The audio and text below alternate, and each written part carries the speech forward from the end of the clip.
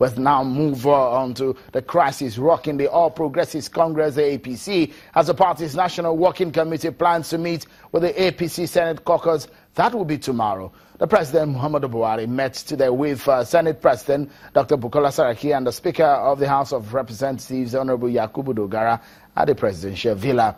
Let's get insight into some of the issues discussed now. Joining me from our Abuja studio is Senator Ita Enang, President Buhari's Senior Special Assistant on National Assembly Affairs. And here in our Lagos studio is a legal practitioner and a former APC governorship aspirant in Lagos, Mr. Tokunbo Wahab. Many thanks, gentlemen, for joining us on the program. Let me quickly start with you, Senator Ita Enang. Could you quickly tell us what the president discussed with Senator Bukola Saraki? Have they been able to resolve the issue over why they stepped down, the confirmation of the regs, and some of the imbroglio that we've seen that is taking place between the Senate and the executive recently?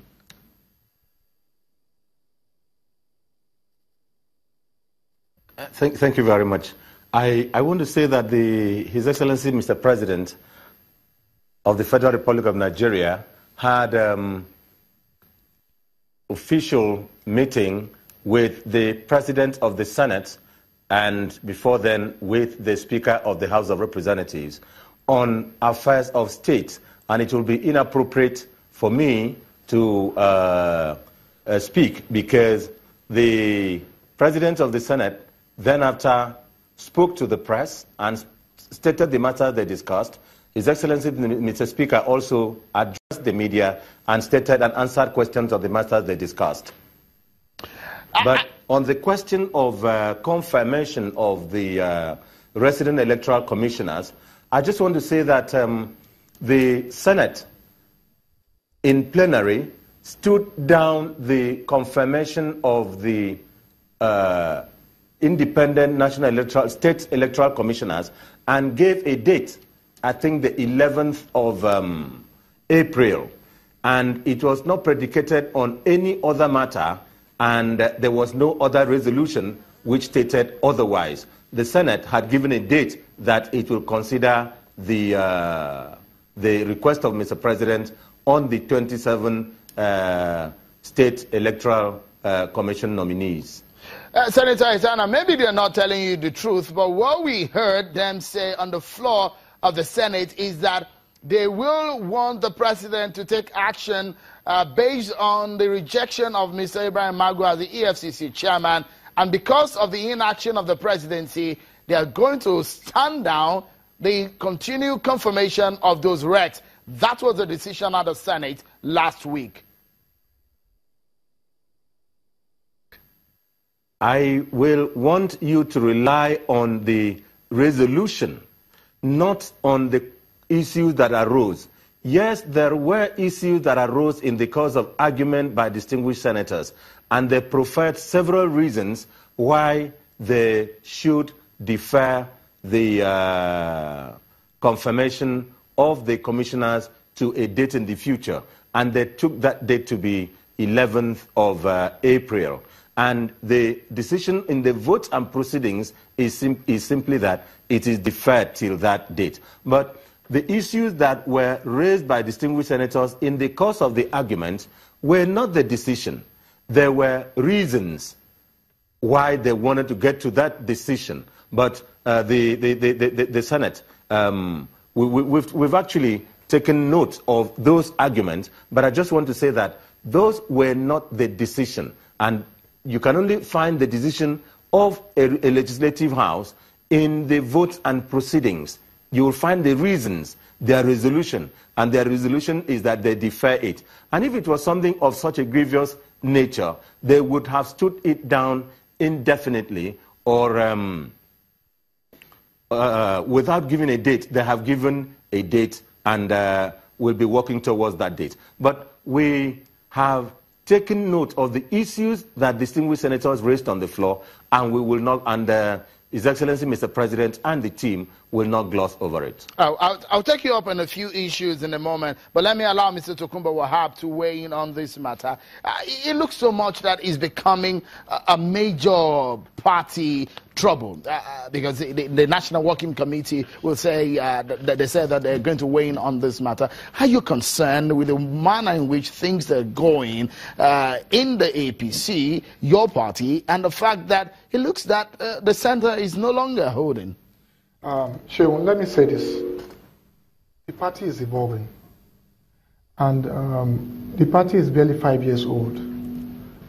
There will be frictions, just like any marriage. And there will be resolutions afterwards. What we're trying to do now is let us have a common positions on issues. It's troubling for me as a person that my party at the center, my party has the membership of National Assembly in majority, and our policies are not coming to the front easily. And I believe what the party is doing now, they ought to have taken steps 2 years ago, even 3 years ago, so that the party, once the party is stronger, no individual can take a position against his party. But unfortunately, we are where we are now. So, would you blame that on the leadership of the party? No. Because a lot of people will say the decision the party is taking now to weigh in on this matter, the caucus meeting that we're going to be having tomorrow with the NWC, some people say these are supposed to have been some interventions that are supposed to be taken a long time ago. Why now, when the crisis has gotten to a head? Sheil, it's never too late to resolve a crisis. In party politics, I'll give a practical example. Was it 2 weeks ago, last week? The Republicans are in the majority in the Senate and the reps in the US. They have the president. For about 7 years, they've been campaigning on repealing and replacing the affordable health care, that's Obamacare. But they failed. Their mantra for 7 years, they failed. You know why? They had caucuses within the party that believed if at all we're going to resolve this or amend this or repeal this, we have to go through this route. There are factions in the Republican Party. Now, let's come to... Are you saying that the APC too have major factions? Sheil, APC is a coming together of different platforms. Let us call a spade a spade. The 5 governors from PDP, the ACN platform, the CPC platform, the APGA platform, a faction of ANPP, now, and different other platforms coming together to form a mega party. Now, we have got it to the power, to the center. We have majority in the states. We have majority in the National Assembly. It's now time for us to now have a common position. We need to have a platform that will enable us to sit down and say to ourselves, hello guys, we've done 2 years. Nigerians need the dividends of this platform. And they're asking questions legitimately. So I believe what the NWC is going to do is let us call our members together. It's never too late. Let us tell them, why are we putting all this before because the concern of Nigerians, the aspirations, the hopes they had in 2015 has not been met. No, but Sheon, we're not doing badly. Really? Yes. All right, we'll discuss more on that because we'll take a moment. And when we return, Senator Itai is there in Abuja, and Mr. Tokunbo Wahab giving us perspectives on just how the APC can wriggle itself out of this nightmare. That's afterwards, and the implication for the nation when we return.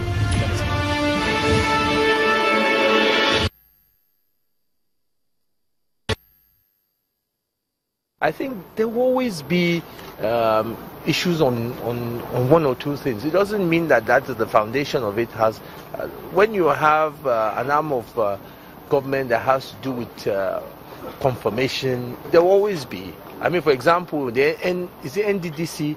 We rejected 3 people on NDC. It did not. The president has brought the 3. We'll start the process. We'll keep on moving. We're all a part of one government. We all have the interest to make, and that is why, despite all this, still major decisions have been taken. As I said, we did the critical amendment on INEC, and on Tuesday or Wednesday, for the first time in the history of the legislation, we're going to lay the report for PIB for consideration. It has never happened. 20 years, PIB has not got to this stage. So work is going on. We'll continue to go for the interest of Nigeria. Don't let us get distracted by 1 or 2 infractions. It's bound to happen. I mean, even the America that we are copying, even today as you are watching, see what's happening on the Supreme Court. This is things that happen in the power of democracy. But I can reassure Nigerians, the people, that is just a drop in the ocean. It is not an issue that will stir the whole place. Be rest assured. So Nigerians want to know, is the relationship between the executive and the legislature very cordial? It's cordial. You cannot examine it by one or two. That's the point I'm making. You cannot examine it based on NDDC or examine it based on EFCC. We have other issues. We have, as I said, we have ministerials that we're going to be working on. I'm sure the next one will soon work on. We have the budget that is more important. We have ANE, we have PIB. We have so many things. And I think it's a mixture of all that should guide us. And don't let us overheat on some of these issues because they're bad.